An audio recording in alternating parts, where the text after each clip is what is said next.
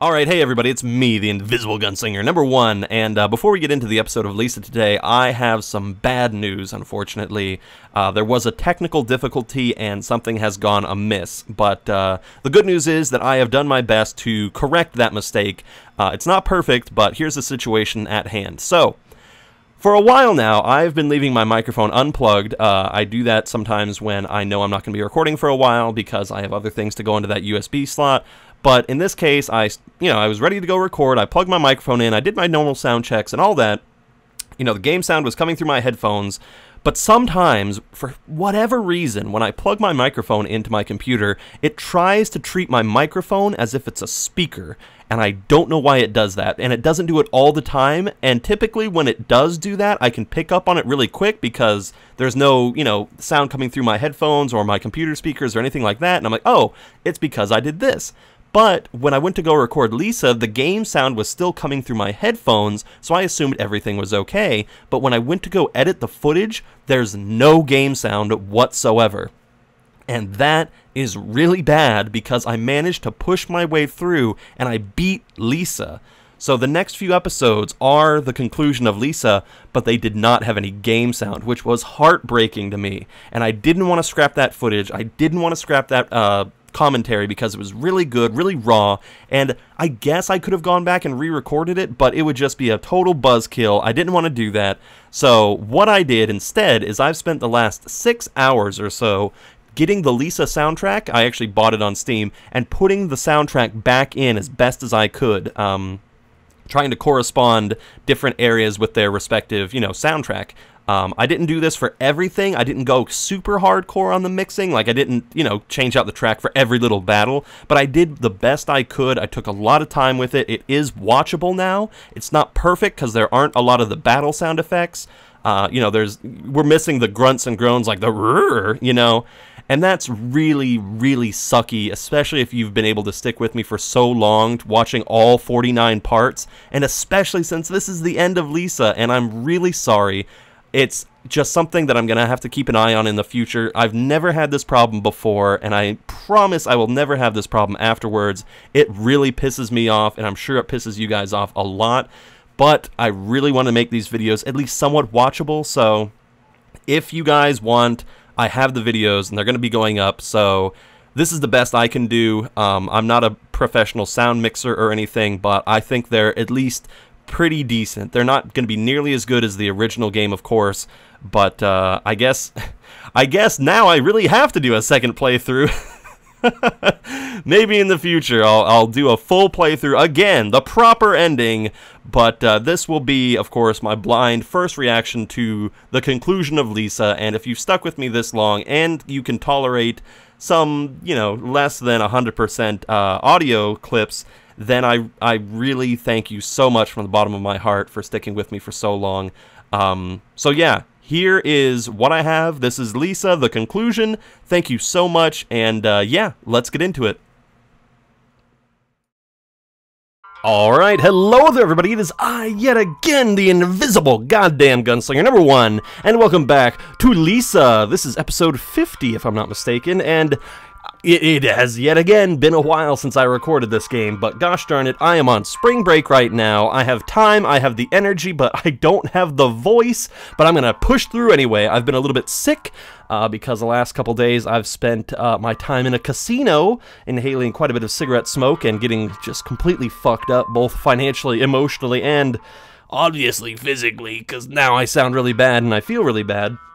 But I think I'm also sick on top of that because it feels like my lips are about to split open. Like the skin on my lips has just been stretched taut on my face in a rictus of pain. But I'm just going to assume that this means that I'm going through some wonderful transformation and that my lips have become a chrysalis from which a wonderful, buggy, new kind of lip will emerge and I'll be wonderfully kissable once again. Oh boy. Hello everybody. I'm back. So, this is going to be a very special recording session of Lisa, because I actually have a whole bunch of stuff that we need to be doing written down. I have a whole to-do list here. First things first, though, I have backtracked, and I have, I got the scroll from that, the rake thing, getting hit in the face a whole bunch of times, rather. Did that, What else did I do? I beat the Jim Sterling look-alike guy in the cave. What else? Ooh, I finally went and discovered, I had to do a whole bunch of experimentation, but I finally discovered the secret swamp hole in Area 2 that I kept trying to jump into. I finally found something that leads somewhere. So we're going to go look at that. I have to fight the Tiger Man. Pardon me, sometimes I might be clearing my throat for a little bit, so there might be a little gap in the recording where I'm just trying not to, like, collapse my larynx. I have a whole big, you know, water bottle right here. I'm gonna have some right now. There's my dog right on cue. Perfect. See, some things haven't changed. Goodness. So we're gonna go and fight Spider-Man, or not Spider-Man. We're gonna go fight the Tiger Man in the desert area, because he kicked my ass before, El Tigre. We're going to go to Spider Land with all my dad's faces on them. We're going to go do that. I actually found Farty's brother with the boat. So we're going to go talk to him. I got the resort map from that weird flesh museum. Remember where they were all, like, you know, the exhibits were like, all these people were all mushed up. So I went back there, found the resort map. I've actually spent quite a bit of time at the wrestling place, the EWC, I believe it was, the Eternal Wrestling Championship place. I went and grinded there for a little bit. Here, I'll move Brad around a little bit just so you know that we're not looking at a still image here. There we go. Yeah, I went and grinded a little bit. I got some of my characters up. Some people have new abilities, which I'll go over in a second. And I've completely found a new team dynamic, which is kind of overpowered, I'm not gonna lie. Here, let's just get into it right now.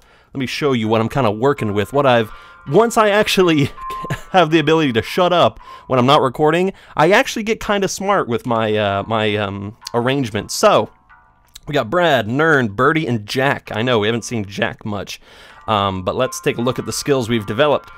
So first off, Brad now has the charging headbutt, which is a flying slam with our shiny head, capable of stunning. That's really good for him. Very proud that he's still developing skills, despite being heavily, I'm not going to say disarmed. A lower person would say disarmed. Dismantled. I don't know.